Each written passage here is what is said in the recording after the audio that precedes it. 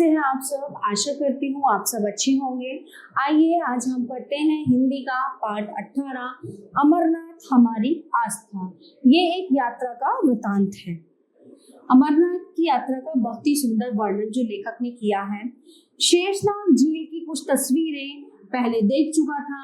नीली झील का पानी कुछ ऐसा कि उससे निकलने वाली नीलगंगा भी खूबसूरत हो उठी है, लेकिन जब उससे आगे चले तो महागुनस की चोटी पर पहुंचने के लिए हमें घोड़े पर चढ़ा दिया गया, क्योंकि ऑक्सीजन की कमी से जूते का फीता बांधने के लिए झुकना भी ऐसे लगे जैसे एक मन बोझ उठाकर खड़ा हुआ हो। ऐसी हालत में दोस्तों ने सलाह दी, नंदन जी आप खतरा मोल मत लीजिए, स्वास्थ्य पहली चीज है, आप टट्टू पर सवार हो लीजिए। चुनाचे टट्टू जी की शरण ली। 14,500 फीट की ऊंचाई की प्रसिद्ध महागुनस की चोटी पार करने के बाद उतार पर ही चल रहा था कि जनाब टट्टू जी रह रहकर बिदकने लगे। मैंने घोड़े वाले खान से कहा, खान तुम्हारा घोड़ा गड़बड़ करता है, मुझे डर लग रहा है। लेकिन खान के जो है कान पर जू न रहेंगी। मेरी जान सांसत में थी कि नीचे हजारों फीट गहरा खड्डा, जरा सी गड़बड़ हो कि हड्डी पसली ढूंढे ना मिले। तभी टट्टू ने एक जोर की हिनहिनाहट लगाई और लगा दुलत्ती झाड़कर भाग गई। सारे यात्रियों में खलबली मच गई। मेरे सामने मौत का काला सन्नाटा। जिंदगी अपने बचाव के लिए किस कदर चिपटती है कि जो घोड़ा मेरी जान लेने पर उतारू था उसी से बुरी तरह में चिपटा जा रहा था। अब क्षणों की बात थी, यानी कुछ पलों की बात थी और मेरा सफाया। लेकिन पता नहीं क्या कैसे हुआ कि मैं जमीन पर सही सलामत और खान करा रहा था। उसे घोड़े की लत्ती लगी थी। घोड़ा तो लत्ती मारता है ना, पीछे दोनों पैर मारता है, तो उसे जो है घोड़े की लात लग गई थी। तो शायद समा कुछ दूसरा ही होता। दुलत्ती लगती उतरकर दुलत्ती लगती तो शायद समा कुछ दूसरा ही होता। मैं उतरकर 1 मिनट खड़ा रहा, नहीं पता इसलिए कि परमात्मा का धन्यवाद दे रहा था, या इसलिए कि श्रद्धावान लोग कहते हैं कि तीर्थ करते हुए यदि प्राण चले जाएं तो आदमी सीधे बैकुंठ जाता है। मेरा बैकुंठ का टिकट कैंसिल हो चुका था और लोग मुझे छू छू कर देख रहे थे। जाको राखे साइया का जाप करते लोग गुजर गए। ऐसे में लोग पाप पुण्य का हिसाब लगाने लगते हैं, वो करने लगते हैं ना आपस में बातचीत, ऐसे हो जाए वैसे हो जाए। मैं अभी इसी शक्ति से नहीं उभर पाया था कि गड्ढे की तरफ अगर मैं गिरता खाई की तरफ तो मेरा क्या होता। अब बहरहाल इस हादसे से मेरी तथाकथित साहसिक यात्रा, अमरनाथ की यात्रा, अमरनाथ की तीर्थ भावना का उठ भी ले बैठी और मैं स्वभावतः तर्क की कसौटी पर श्रद्धा को भी कसकर देखने लगा। देखने वाला कैमरेबाज यात्री ईश्वर शक्ति पर आस्था रखकर पैदल आगे बढ़ने लगा। लेकिन इस व्यक्तिगत हादसे के संदर्भ में आपको शुरू से मैं अपने साथ ले चलता हूँ। ओके, हुआ यूं कि एक दिन एक फोन आया, नंदन जी कश्मीर चलिएगा? चलूंगा, अभी गया नहीं हूँ। कब चलना है? मैंने जवाब दिया, बताऊंगा। प्रेम कपूर और छोटे भी चल रहे हैं। इसी तरह मैं इस महायात्रा का एक यात्री बनकर जुड़ गया था। जाने के दिन तक सारी तैयारी पक्की की। दिल्ली स्टेशन से जम्मू तवी तक रेल में और फिर बस से पहलगाम।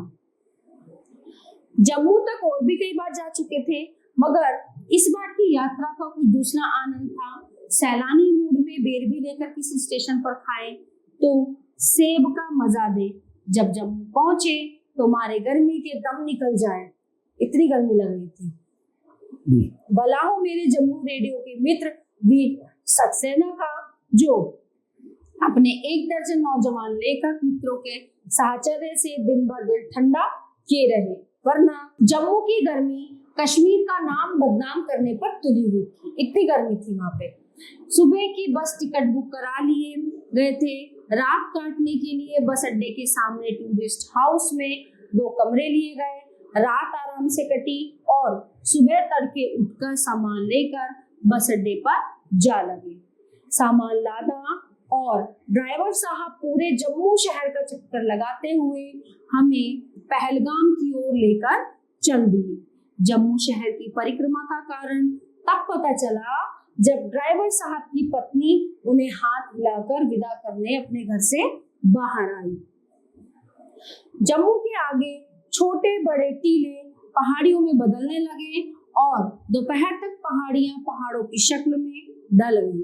चक्कर खाती हुई बस पाटनी टॉप पर आकर रुकी तो हवा का ठंडा झोंका कश्मीर की जलवायु की बानगी देने लगा।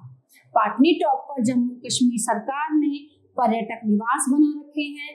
हरे भरे पाइन के सीधे तने खड़े हुए वृक्षों के बीच लाल छतों वाले मकानों की शोभा देखते ही रह जाने लायक थी। मगर बस वाला भी इस निगाह से बस चलाता तो पहलगाम पहुंचना नामुमकिन हो जाता।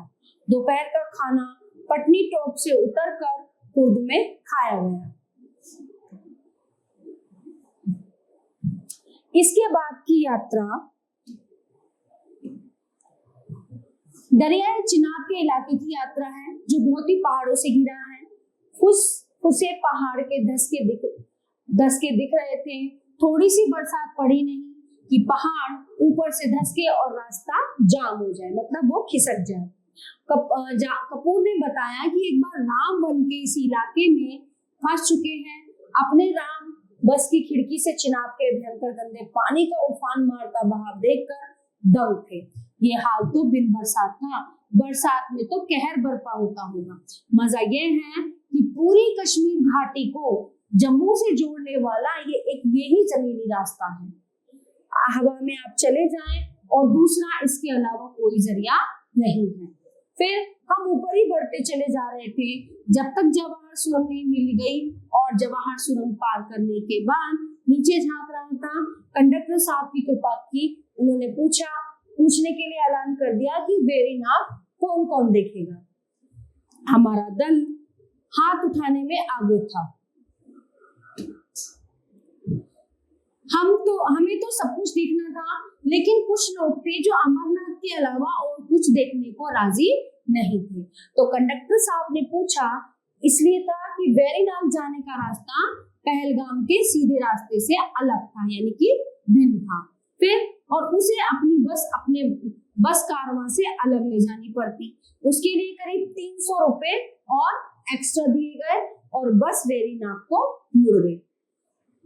जहां बस रुकी वहां चिनार के घने पेड़ और खूबसूरत बगीचा था।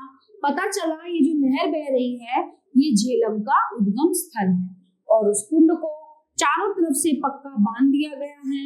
चिनाब के पानी के बिल्कुल विपरीत स्वच्छ निर्मल पानी का कुंड, यह मानने को आज भी मन नहीं करता कि इतना बड़ा दरियाई झेलम इतने शांत कुंड से निकला होगा।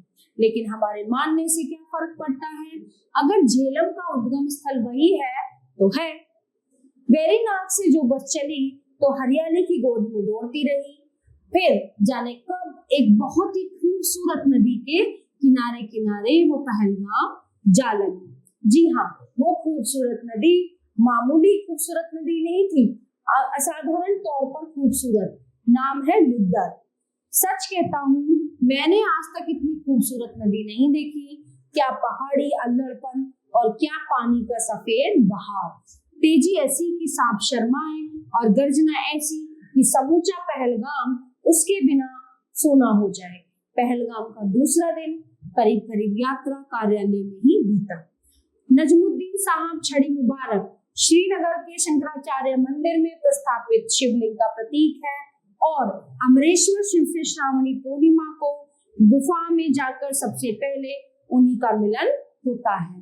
छड़ी मुबारक, आगे आगे फिर साधुओं का अपार झुंड और इसके बाद देश देशांतर के लगभग 12,000 यात्री, जिनकी सुख सुविधा के लिए कश्मीर सरकार महीनों पहले से यात्रा की तैयारी कराती है, रास्ता साफ कराती है, डॉक्टरों, पुलिस और संचार व्यवस्था का बंदोबस्त करती है। पहाड़ी यात्राओं के जो नियम सीख चला था, उनमें से एक नियम यह भी याद आया कि धीरे चलो। वह भी करके देख लिया, लेकिन थकावट आनी शुरू हो गई तो जैसे दौड़ती हुई आई। आधे मील के अंदर यह हालत हो गई कि एक शिला की शीतल छांव में ढूंढनी पड़ी। आगे पीछे देखा तो थोड़ी दूर पर केवल छोटे अपना डंडा खटकाते चले आ रहे थे। हमें सुस्ताता देखकर उनके भी जान में जान आई। कपूर कहीं बहुत पीछे, संतोष कहीं बहुत आगे, अपना पांचवा साथी बैरा जिसे हमने बहादुर कहना शुरू कर दिया था। हमें ज्यादा थका देखकर नीचे उतरकर नीलगंगा का पानी थर्मस में भर लाया और यात्रियों का कारवां जो का त्यों यानी कि ऐसा ही जारी था। धीरे धीरे हम लोग हंसते सुस्ताते बैठते बतियाते चंदनबाड़ी के नजदीक आ गए। हमें पहले पड़ाव चंदनबाड़ी में ही रात बितानी थी। रास्ते में देखा गया कि ऐसा भी यात्री था जिसके टांग ही नहीं थी। बैसाखियों के सहारे ये हमसे ज्यादा तेजी से चल रहा था।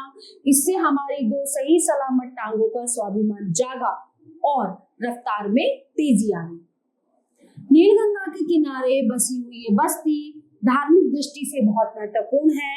कथा के अनुसार एक बार काम क्रीड़ा और खेत का बातों में भगवान श्री सदाशिव का मुख श्री पार्वती के नेत्रों के साथ लग गया। नतीजा ये हुआ कि उनका मुख अंजन के कारण काला हो गया। भगवान सदाशिव ने अपने मुख को काला देखा तो उसे श्री गंगा में धोया, जिससे गंगा जी का रंग काला पड़ गया। इस जल के स्पर्श से महापापों का नाश हो जाता है ना। जो हमारी नदियां हैं उनकी जो है बहुत तरह तरह की कहानियां हैं उनके ऊपर। नीलगंगा के नीले होने का ये धार्मिक रहस्य जानकर हिसाब लगाया कि पहलगाम में लिद्दर यानी कि लंबोदरी की खूबसूरती का रहस्य नीलगंगा की यही नीलिमा है। कुछ अस्थावान यात्री इस पानी की बर्फीली धार में शाम के धुंधलके में गोते लगाते दिखे। चारों ओर पहाड़ी से घिरे समुद्र तल से 9,500 फीट की ऊंचाई पर चंदनबाड़ी के मैदान में यात्रियों का कोलाहल, इंतजामकारियों के लाउडस्पीकरी ध्वनियों और घोड़ों की हिनहिनाहट सब लहराती नीलगंगा में हो जाती है। अपने टेंट के नंबर का पता लगाकर उसमें बिस्तर जमाए गए। थकावट के मारे बुरा हाल था। अपना पहलगाम वाला परिचित बैरा हम में से किसी को पानी दे रहा था, किसी के लिए चाय ला रहा था। यात्रा के साथ चल रहे मोबाइल भोजनालय से खाना लाकर खाया गया और सारे बंदों को बिस्तरों पर लेटने की देरी थी कि नींद ने दबोच लिया। सुबह आंख खुली तो टेंट के पीछे की रस्सियां खुली हुई और छोटे की ऊनी सदरी चश्मा, जिसके बिना उसकी समूची यात्रा भी धुंधली रही, और बहादुर की जो है बरसाती जैकेट गायब थी। लाउड स्पीकर पर ऐलान हो रहा था कि यात्री मेहरबान से दरख्वास्त है कि जल्दी से जल्दी चलने की तैयारी करें, आगे चढ़ाई बहुत कठिन है। तो ये था अमरनाथ की यात्रा का सफर जो लेखक ने यहाँ पे सुनाया है।